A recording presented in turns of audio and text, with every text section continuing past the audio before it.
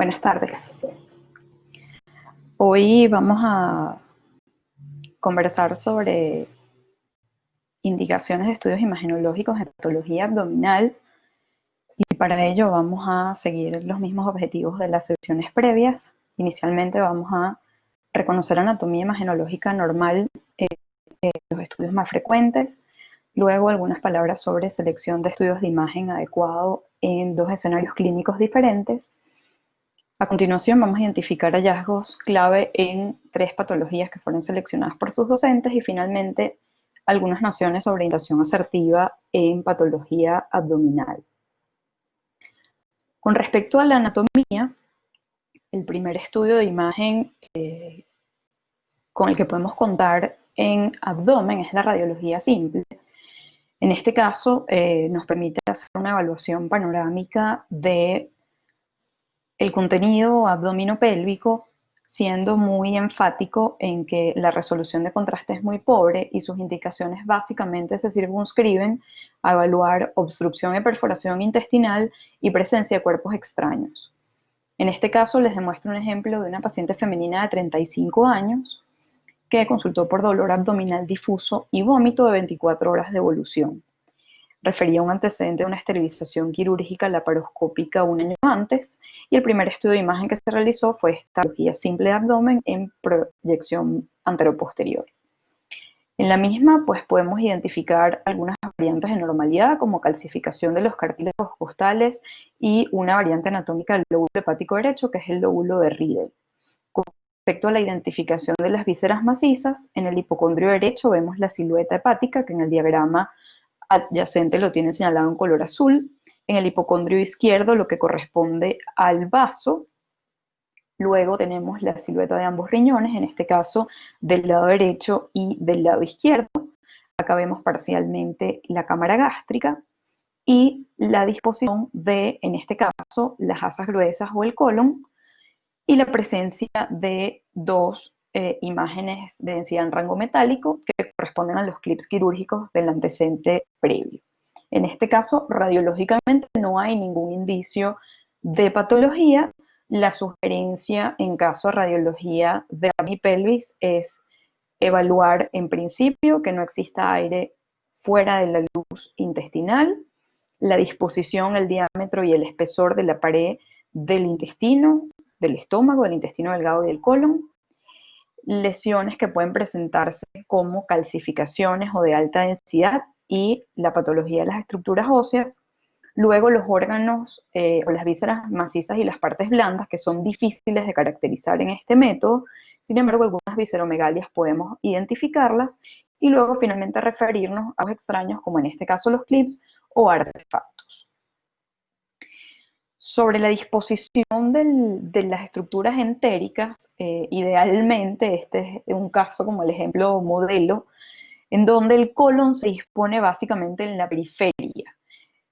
En el aspecto derecho del abdomen, el colon ascendente, luego en la parte superior el colon transverso, en el aspecto izquierdo el colon descendente y luego el sigmoides y el recto. Sin embargo, como el colon tiene porciones móviles, eso hace que no en todos los pacientes esto se cumpla. Y en este otro caso podemos ver porciones del colon, sí, de una distribución periférica, pero no necesariamente verlo en toda su extensión, sino está completamente lleno de aire. Y en disposición más central vemos las asas delgadas. Generalmente en el hipocondrio o en el cuadrante superior izquierdo vemos asas yeyunales y en el cuadrante inferior derecho asas ileales. Con respecto a la tomografía, quería hacer algunas precisiones antes de ver imágenes. Lo primero es que, como en otros casos, necesitamos modificar los parámetros de brillo y contraste para ver distintas cosas en la misma imagen o en el mismo estudio. En este caso vamos a usar una ventana que llamamos de abdomen, que es la ventana que generalmente utilizamos para evaluar las vísceras macizas y la pared de las vísceras huecas. Y asimismo debemos ser capaces de identificar la grasa contenida dentro de la cavidad abdominal y de las partes blandas. Esta ventana se puede modificar con algunos parámetros para precisar mejor lesiones hepáticas, sobre todo cuando no podemos utilizar medio de contraste endovenoso. La segunda ventana es la ventana ósea, que en el abdomen y la pelvis se circunscribe a la evaluación del hueso y de los cartílagos costales más distales. Y por último, la ventana de aire, que como en este caso nos permite discriminar válvulas conniventes en las asas delgadas, que en este caso están parcialmente llenas de control oral, y las austras, en este caso en el colon, que en su porción ascendente y descendente está llena de material neumofecal. Importante también en esta ventana precisar si existe aire fuera de la luz intestinal y por ende peritoneo. La otra precisión está relacionada con la administración de medio de contraste. Vamos a hacerlo un poco general, incluyendo no solamente la tomografía, sino también la resonancia magnética. Las vías para administrar contraste generalmente son entérica, bien sea oral o rectal, también puede ser a través de ostomías, endovenosa, a través de la uretra, a través de articulaciones o a través de punción lumbar cuando hacemos procedimientos como cisternotomografías. Los medios de contraste que empleamos son muy diversos. Se dividen en negativos, neutros y positivos. Los neutros son básicamente el aire que utilizamos para distender vísceras huecas como la vejiga o el colon para hacer navegación endoluminal, como en esta imagen aquí, que nos demuestra las austras colónicas para precisar si existe alguna lesión endoluminal. Los medios de contraste neutro pueden ser agua corriente o suspensiones de agua con sustancias osmóticas como el Milax, que generalmente utilizamos para distender generalmente el intestino delgado, también puede ocurrir en el colon con una preparación más largo, con el objetivo de precisar si existen lesiones en su pared. Esta es una imagen de un estudio entero gráfico por resonancia magnética, una secuencia ponderada en T2 con supresión de grasa en plano coronal, donde podemos ver perfectamente distendidos con líquido de intensidad señal alta, el estómago, el colon y las asas delgadas. Este estudio es ideal para evaluar enfermedad inflamatoria intestinal, bien sea que comprometa el intestino delgado o el colon. Y los medios de contraste positivos, que son básicamente de administración entérica, es el bario, y el yodo puede ser administrado tanto por vía entérica como por vía endovenosa. En el otro extremo está el gadolínio, cuya administración es exclusivamente endovenosa. Y eso nos permite llenar la luz de las asas intestinales y además precisar por vía endovenosa la perfusión visceral y la caracterización de las lesiones que podamos definir. El contraste endovenoso también permite hacer construcciones vasculares, como en este caso de una angiotomografía abdominal, y la decisión de qué contraste utilizar depende de algunos criterios. Primero, definir el objetivo del estudio. Por ejemplo, cuando hacemos evaluación de patología pancreática, preferimos utilizar contrastes neutros para ver la relación de las lesiones con el duodeno, las estructuras vasculares. También tenemos que tener consideración sobre la función renal del paciente cuando usamos medios de contraste endovenosos por la nefrotoxicidad asociada a ellos, cuando la función renal no es óptima. Y en el caso de los medios de contraste entéricos, debemos definir si existe alguna sospecha de obstrucción o perforación intestinal, porque el medio de contraste en la cavidad peritoneal produce una peritonitis química que puede dificultar la resolución quirúrgica de la patología o incluso agravar el cuadro del paciente.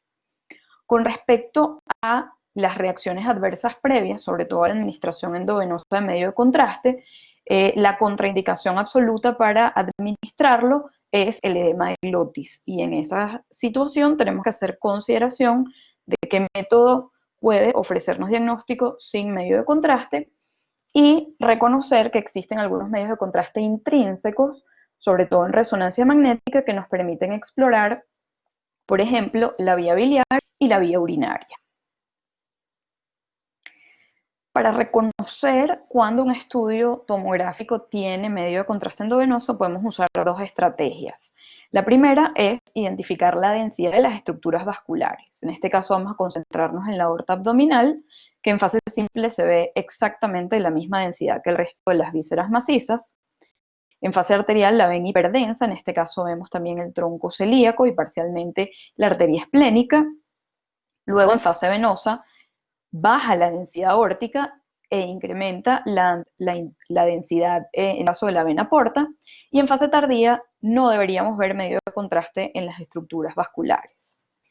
Con respecto a la concentración y eliminación del medio de contraste endovenoso por vía renal, también puede ser un elemento útil para la interpretación. En este caso, en fase simple, igual que los vasos retroperitoneales, el parénquima renal demuestra una densidad homogénea. En la fase cortical, que es apenas unos segundos después de la fase arterial, vemos como el contraste se concentra exclusivamente en la corteza renal, igualmente vemos la aorta hiperdensa. Posteriormente, en la fase nefrográfica, que es apenas unos segundos más tarde que la venosa, vemos como el contraste se concentra en las pirámides renales y ahora baja la densidad de la aorta y sube discretamente la densidad de la vena cava inferior. Y en la fase de eliminación, exactamente igual que en la fase tardía, no vemos contraste en las estructuras vasculares, sino que lo vemos en los cálices, en la pelvis y posteriormente o en sentido inferior en los uretes de la vejiga. Dicho esto, vamos a identificar las estructuras normales en un estudio tomográfico. Este es un ejemplo de una paciente femenina. No disponemos de información clínica, sin embargo, se trata de un estudio normal. Vamos a evaluar inicialmente la fase simple con ventana de parénquima o venta-abdomen. A medida que descendemos, en el hipocondrio derecho lo primero que aparece es el hígado, en el hipocondrio izquierdo el vaso, y vemos parcialmente el estómago lleno de contenido, no así de medio de contraste. A continuación vemos la cola pancreática, parcialmente ambos riñones, y a medida que descendemos vemos el resto de las estructuras renales y empiezan a aparecer las asas intestinales. En este caso, en la periferia, el marco colónico, colon ascendente, colon transverso y colon descendente, y en un sentido más medial y posterior, las asas delgadas. En este caso, no hay administración de medio de contraste endovenoso, por ello no vemos alta densidad en su interior. Y en la pelvis vemos en sentido anterior la vejiga, luego el útero, porque se trata de una paciente femenina, y en sentido posterior el recto. Esta ventana nos permite ver la grasa intraabdominal y de las partes blandas y, aunque con pobre resolución de contraste, las estructuras musculares. Posterior a la administración del medio de contraste endovenoso, en una adquisición en fase arterial, vemos llenas, en este caso, las cámaras cardíacas y la aorta abdominal. Empiezan a perfundirse las vísceras macizas, en este caso vemos mucho mejor el páncreas, miren la aorta densa y la corteza renal bilateral con captación de contraste absolutamente fisiológica, permite ver todas las ramas vasculares de la aorta abdominal y discriminar un poco mejor el útero, que además tiene incidentalmente un dispositivo intrauterino. En la fase venosa o portal, dependiendo de a cuántos segundos después de la inyección la adquiramos, vemos en este caso que la perfusión de las vísceras macizas es más homogénea. Vemos ahora la porta llena de contraste, el contraste renal ahora concentrado en las pirámides, mucha menor densidad en la aorta abdominal y vemos llenas de contraste las estructuras venosas ilíacas bilaterales y, como habíamos visto hace unos minutos, el dispositivo intrauterino en la pelvis. Y aproximadamente 10 minutos después de la inyección de medio de contraste, si los riñones están funcionando bien, vemos el medio de contraste ahora exclusivamente en las pelvis, en los cálices, las pelvis y el sistema excretor bilateral, sin concentración en las vísceras ni las estructuras vasculares, salvo que exista alguna lesión que concentre el contraste de forma tardía. La tomografía, entonces, es una técnica que nos permite, a diferencia de la radiología, hacer una evaluación tridimensional de todo el contenido abdominal y la protege evaluar en el orden que definan las vísceras macizas, las huecas, las estructuras vasculares y los ganglios linfáticos, el peritoneo, las fascias, el mesenterio, definir igualmente si hay líquido o aire libre, y luego las partes blandas, el esqueleto en ventana ósea, las bases pulmonares y definir si existen o no cuerpos extraños. Con respecto a las cadenas ganglionares, como en el resto de la anatomía, básicamente tienen una nomenclatura anatómica y sus dimensiones para considerarlas patológicas varían dependiendo de la localización. La tomografía es un método ideal para identificar cuál cadena ganglionar está afectada y los diámetros de los ganglios para definir si se trata de un ganglio patológico y si puede, con base en su localización, constituir una enfermedad secundaria de una neoplasia o bien asiento de una enfermedad linfoproliferativa primaria.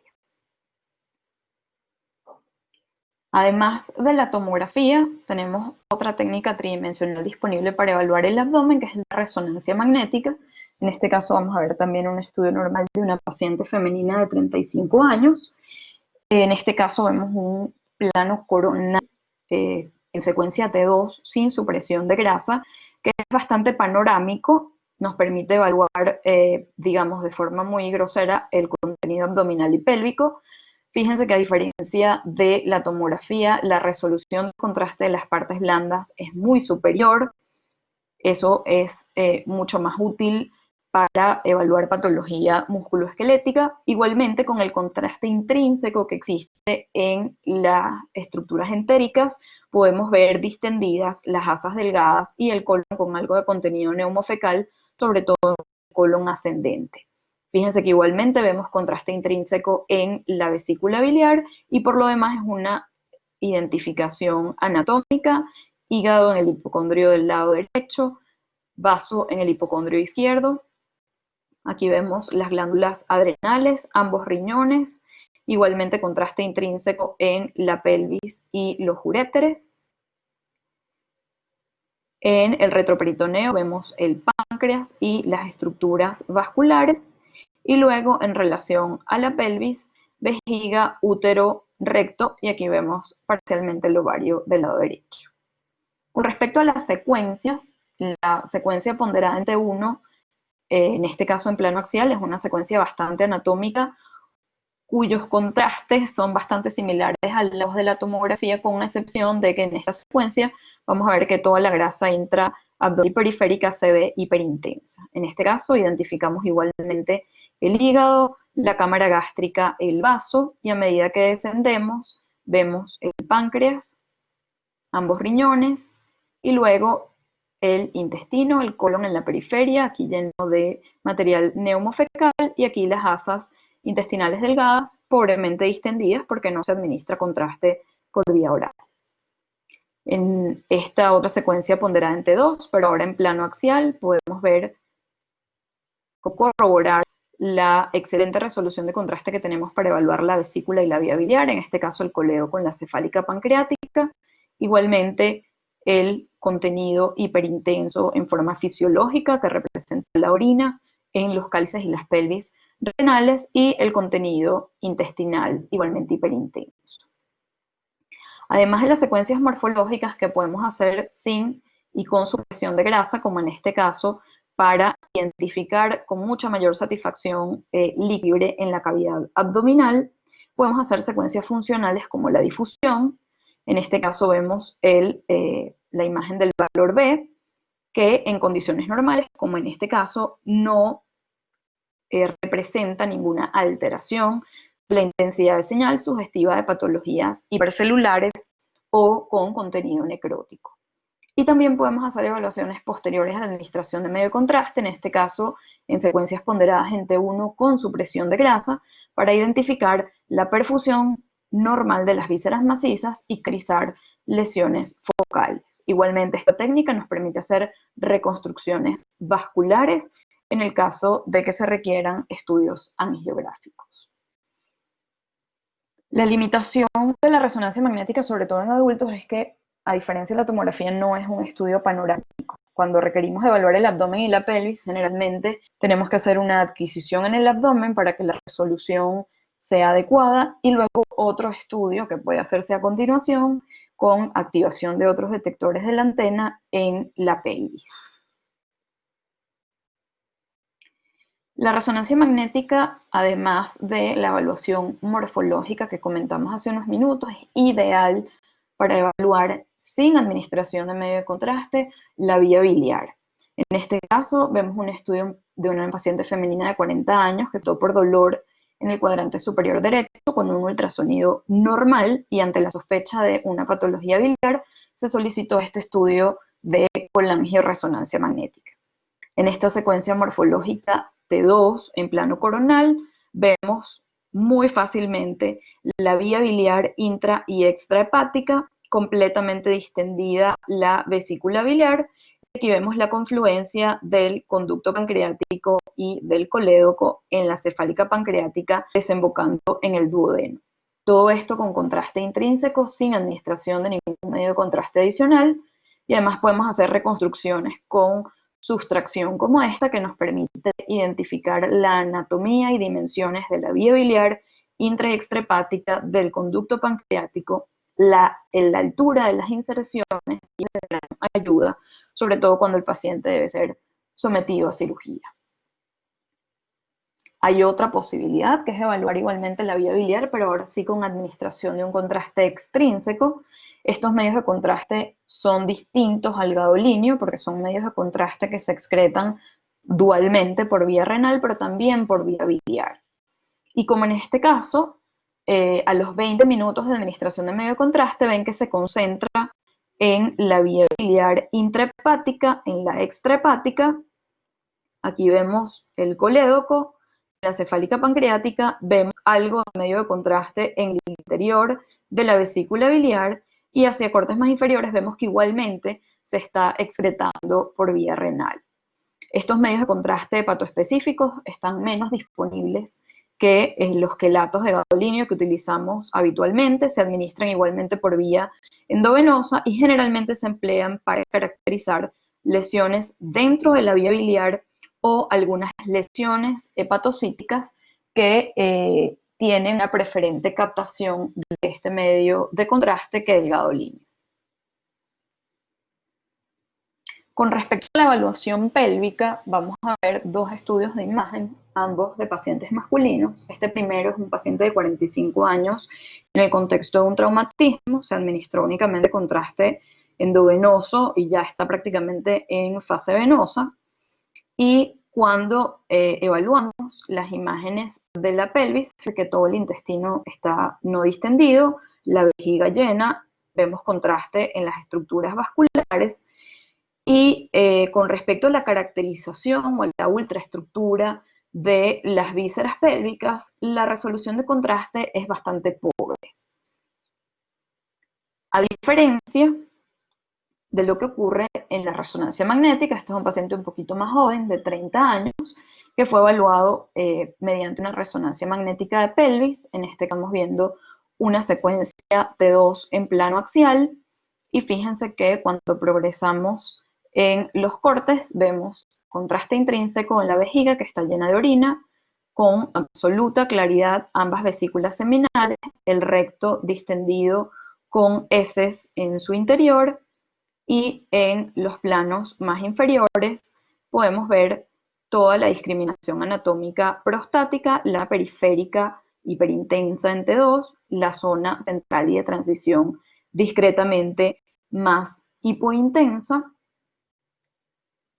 y eso nos permite hacer una evaluación prácticamente ultraestructural anatómica de los órganos sexuales tanto masculinos como femeninos por esta técnica de imagen. Razón por la cual cuando tengamos sospecha de una patología pélvica, básicamente distal del sigmoides o de cualquier otra víscera, la técnica de imagen que debemos elegir es la resonancia magnética. Esto es válido también para lesiones de pared y piso pélvico, para fístulas perineales o para migración pélvica de material cóstico. Con respecto a la selección del estudio de imagen adecuado, vamos a usar la misma leyenda que hasta ahora y vamos a evaluar dos escenarios clínicos. El primero es el de un paciente que consulta con una masa abdominal palpable. Si tenemos una sospecha de una neoplasia intraabdominal, aquí el Colegio Americano sugiere en primera instancia una tomografía con contraste en términos de que va a resolver el problema de entrada. Sin embargo, podemos recurrir por disponibilidad inicialmente a un ultrasonido para orientar el diagnóstico en caso de que con el nuestro no tengamos la tomografía disponible. Si sospechamos que se trata de una neoplasia o una lesión de pared abdominal, iniciamos con el ultrasonido, que tiene muy buena resolución espacial superficial y luego avanzamos a una resonancia magnética condicionada a la indicación del medio de contraste, lo que vemos en lo simple, y como última opción a una tomografía porque su resolución de contraste en partículas blandas es inferior a la de la resonancia magnética. Y finalmente, si se trata de una masa pulsátil y sospechamos que se trata de un aneurisma de aorta abdominal, podemos evaluarlo inicialmente por ultrasonido, pero luego vamos a requerir un estudio angiográfico que en términos de resolución espacial es preferible hacerlo por tomografía con contraste endovenoso y como alternativa por resonancia magnética igualmente con contraste endovenoso. Y en un paciente que ya tenga diagnóstico de un aneurisma aórtico, si está asintomático, podemos hacer una evaluación de control con ultrasonido Doppler y o angiografía por tomografía con contraste como primera opción o por resonancia magnética con contraste endovenoso. Si se trata de un estudio para planificar tratamiento endovascular, debemos hacer un estudio angiográfico, preferiblemente por tomografía con contraste endovenoso que incluya el abdomen, la pelvis, hasta los vasos femorales por donde se va a hacer el acceso.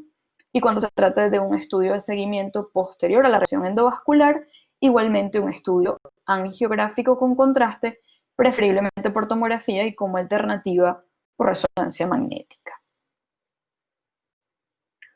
Con respecto a la identificación de hallazgos clave en patología abdominal, les propongo este esquema de análisis sistemático en el orden que ustedes prefieran.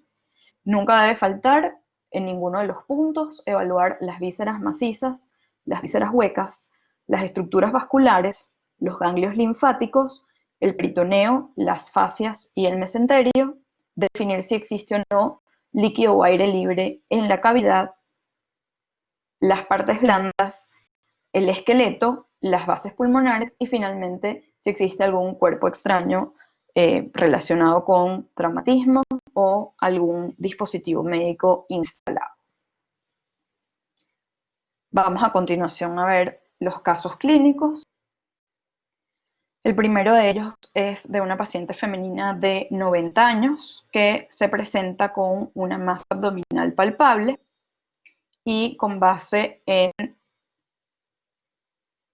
esta imagen les pregunto, el estudio demuestra un plastrón retroperitoneal, un aneurisma aórtico, una disección aórtica o un teratoma de ovario izquierdo.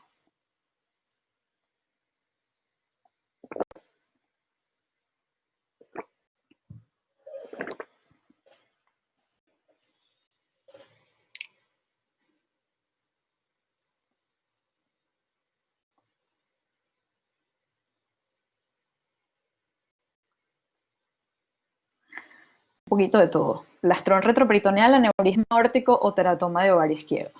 Muy bien, vamos a ver para analizarlo.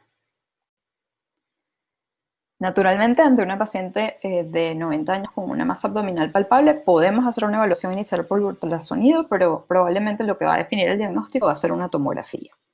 En este caso, se hace el estudio sin administración de contraste oral, exclusivamente con administración de contraste endovenoso, y vamos a ver la fase simple con ventana de abdomen o con ventana de parénquima.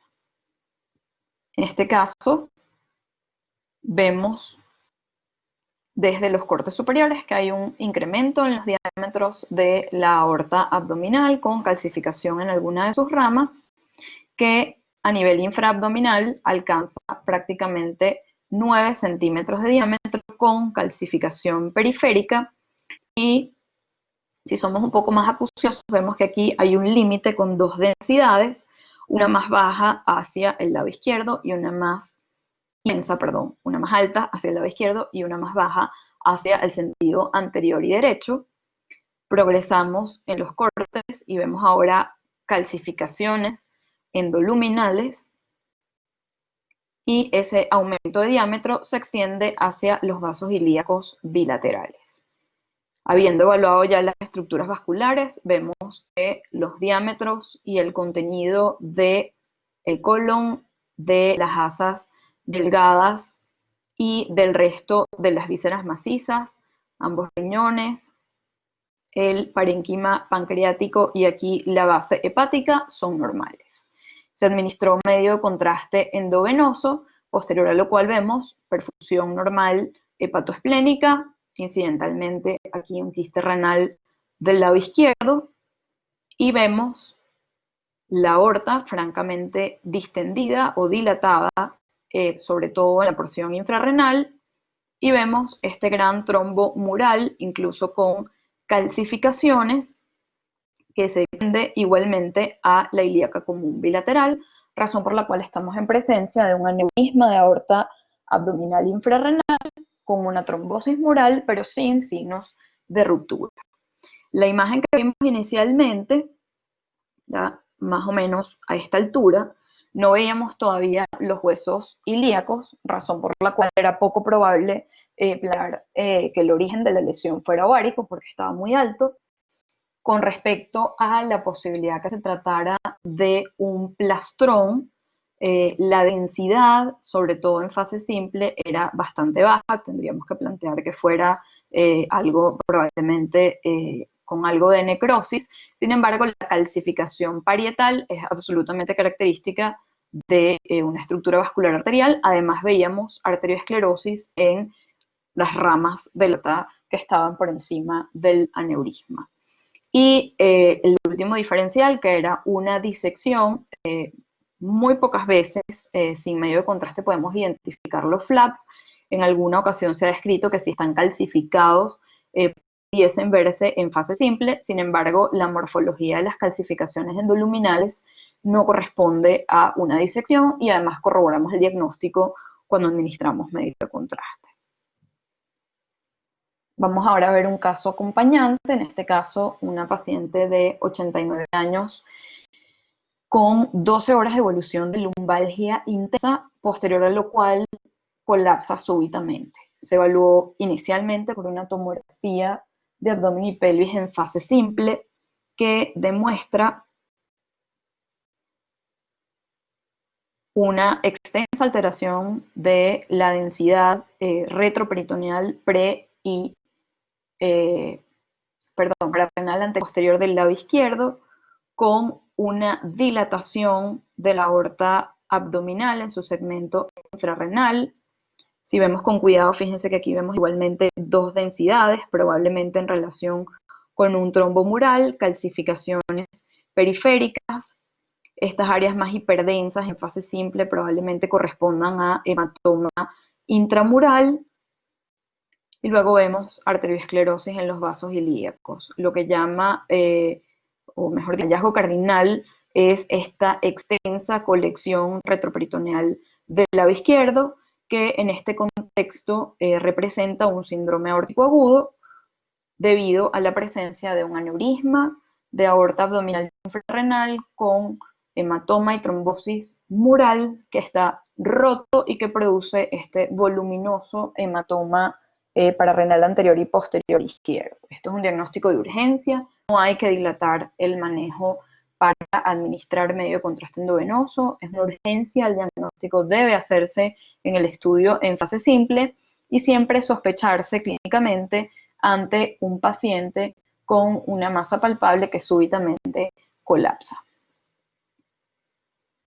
Vamos a ver el siguiente caso, que corresponde a un paciente masculino de 40 años con una masa abdominal palpable igualmente. Con base en esta imagen les pregunto, el estudio demuestra una masa intraabdominal, una masa retroperitoneal, isquemia esplénica o todas las anteriores.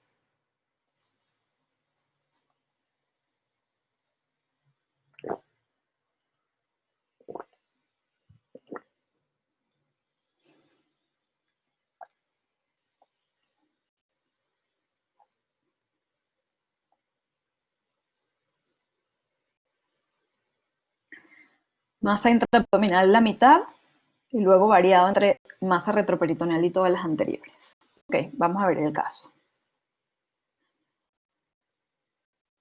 Masculino de 40 años con masa abdominal palpable se evaluó inicialmente mediante tomografía con administración de medio de contraste por vía oral y endovenoso, y en este caso tenemos disponible solamente la fase portal y de eliminación. Vamos a evaluar la fase portal en ventana de parénquima.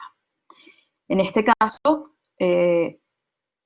la El patrón de realce o el patrón de perfusión esplénico era un autor, básicamente para comentarles que la perfusión esplénica suele ser muy heterogénea, sobre todo en las fases precoces, y hay que evaluarlo en fases venosas o de equilibrio, es decir, en fases tardías, para precisar si en efecto existen o no lesiones, porque normalmente presenta estas imágenes que se han descrito como un patrón atigrado de forma absolutamente fisiológica y que no son indicadores o signos de patología. Lo que sí está claro es que el vaso está aumentado de dimensiones.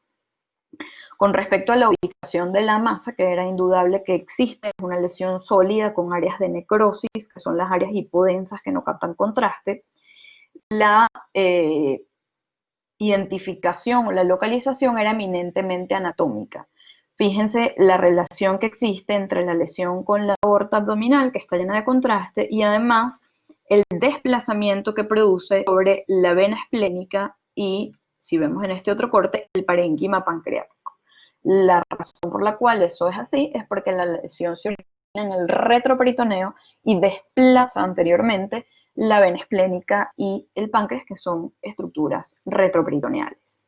Otro de los hallazgos característicos de esta lesión es que produce un fenómeno de encerrar o englobar las estructuras vasculares, como en este caso, sin producir filtración vascular, estenosis ni trombosis. Eso es muy característico de esta patología y que se extiende caudalmente a través del retroperitoneo. La densidad y la anatomía de ambos riñones es absolutamente normal, igual del páncreas, a excepción del desplazamiento anterior. No hay lesiones focales hepatoesplénicas, a excepción de la esplenomegalia, y aquí vemos distendidas con medio de contraste, asas delgadas y en la periferia el colon ascendente. En sentido más caudal, ven aquí las válvulas conniventes en las asas delgadas llenas de contraste, la vejiga distendida y aquí algo de contraste en el recto.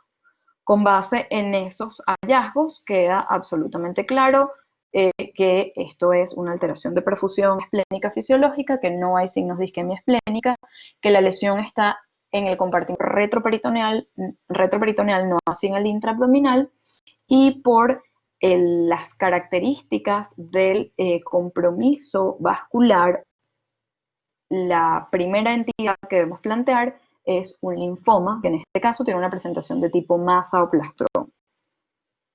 Vamos a ver un caso acompañante, en esta ocasión de una paciente femenina de 60 años,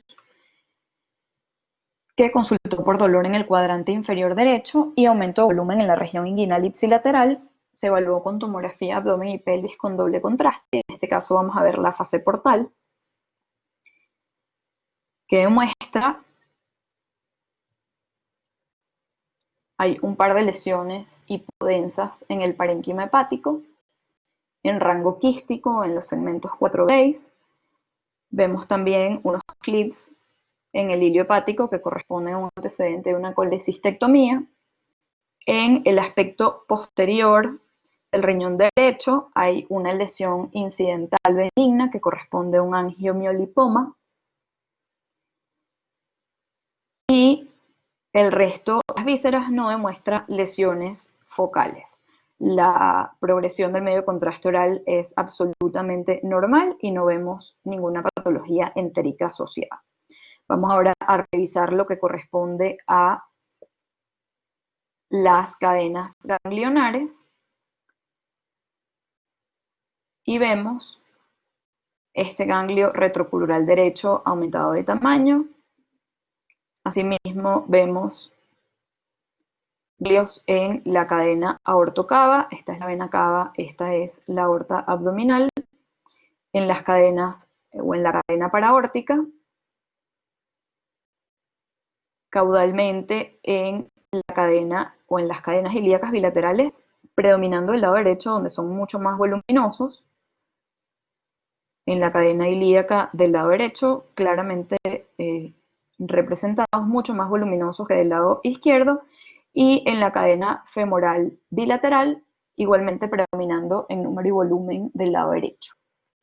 En esta reconstrucción coronal, pues bueno, esto es un hallazgo palpable, evidente al examen físico, que no tiene mayor representación o mayor información en la tomografía, a diferencia de lo que ocurre con las adenopatías voluminosas retroperitoneales, que son perfectamente identificables en cada una de sus venas y para las cuales la reconstrucción coronal puede ser mucho más útil desde el punto de vista anatómico para su precisión. En este caso se biopsió la lesión inguinal derecha más voluminosa y el reporte histológico indicó un linfoma periférico de células T, en este caso, a diferencia del anterior, con una presentación nodal o con múltiples adenopatías.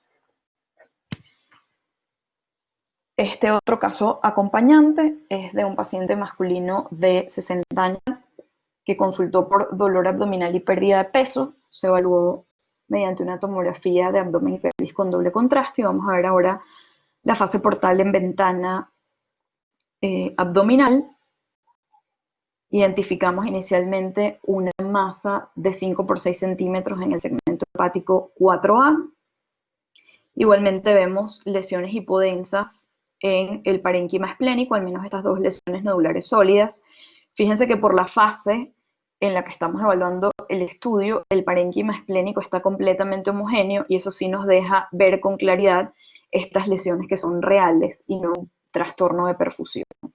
Muy distendida la vesícula biliar y vemos asimismo lesiones hipodensas en el parénquima renal bilateral, predominantemente del lado derecho. Además, vemos una extensa masa hipodensa que compromete el proceso mucinado del páncreas, la cabeza pancreática y el cuerpo proximal envuelve o engloba la vena porta y el colédoco sin producir trombosis, estenosis ni infiltración de los mismos, y además identificamos algunos ganglios en el retroperitoneo que en términos de la calificación neoplásica son adenopatías o lesiones ganglionares no medibles, mejor dicho, que no exceden los 15 milímetros de eje corto. En la pelvis no identificamos signos de patología y posterior a una biopsia, el reporte en este caso fue un linfoma difuso de células B, que a diferencia de los dos casos anteriores, no tiene una presentación tipo masa o plastrón, ni predominantemente nodal, sino tiene una presentación de infiltración visceral multifocal. Con respecto a la interpretación asertiva de estudios de imagen abdominales, con base en el esquema de interpretación que les propuse hace unos minutos, les hago estas consideraciones para orientar los diagnósticos con más facilidad. Con respecto a las vísceras huecas, lo que debemos precisar es si existe obstrucción, perfusión o signos de neoplasia. La patología inflamatoria generalmente se manifiesta de forma obstructiva, así que está incluida en esa categoría. Con respecto a las vísceras macizas, caracterizamos las lesiones en principio diciendo si son focales o difusas, y luego con respecto a sus densidades o intensidades de señal, si tienen contenido líquido, graso, cálcico, mágico, puede ayudar a hacer el diagnóstico. Igualmente, su comportamiento en las distintas fases posteriores a la administración de medio de contraste, con el comentario adicional de que en resonancia magnética hepática contamos con medios de contraste que son hepatoespecíficos y que pueden, en algunos casos problemáticos, ayudar a caracterizar lesiones de forma no invasiva. Con respecto a las estructuras vasculares, debemos definir si están dilatadas, si existen signos de disección, trombosis o ruptura, y luego evaluar los ganglios en cada vena y definir si por su diámetro en el eje corto constituyen adenopatías que pueden representar signos de afección o compromiso por una patología inflamatoria o infecciosa o por metástasis de algún primario que drene en esa cadena, o bien ser asiento de una patología linfoproliferativa primaria como la presentación nodal que vimos hace unos minutos. Y con respecto a las cavidades y al continente del abdomen y la pelvis, evaluar los cambios inflamatorios, para lo cual en tomografía es esencial manejar adecuadamente las ventanas. No podemos ver tomografías con la grasa completamente negra porque nos vamos a perder información sobre edema en el mesenterio y alrededor de las vísceras huecas y macizas. Precisar si existe líquido o aire libre en la cavidad, si existen, por supuesto, lesiones de características neoplásicas y presencia de cuerpos extraños que puedan condicionar patología. Con eso concluimos el curso de imágenes. Después de estos logros que les a continuación, han sido 7 productivas sesiones. Evaluamos 24 escenarios clínicos en cráneo, columna, tórax, abdomen y pelvis para indicar estudios de imagen. 31 estudios completamente normales por las distintas modalidades, 31 patologías diferentes. Hicimos 35 encuestas y vimos 53 casos de las distintas patologías que abordamos, y con ello completamos el programa de imagen o de imágenes médicas aplicadas para internistas que diseñaron sus adjuntos. Permítanme un segundo salir de la presentación para pasar a contestar las preguntas que tengan a bien hacer. Pueden hacerlas a través del chat o indicarme levantando la mano.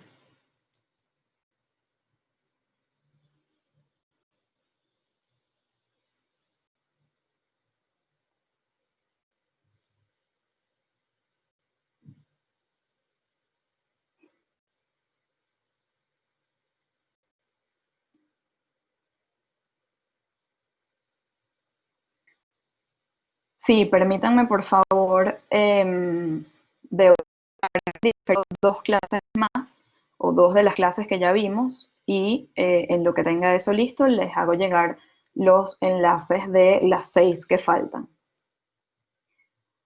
Doctora Elizabeth, si conecta su audio, la escucho.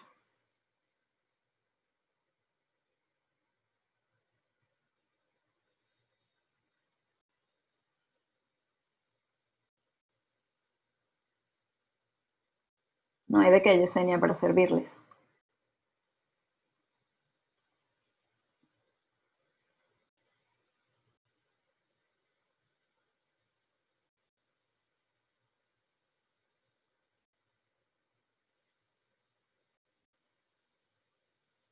¿Tienen alguna pregunta?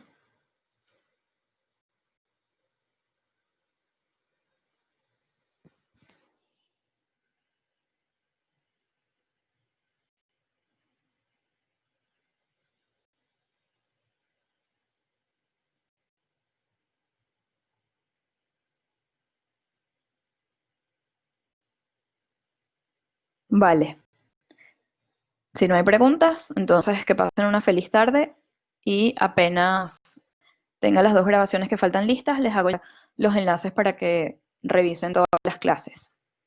Muchas gracias a ustedes por su asistencia. Feliz tarde.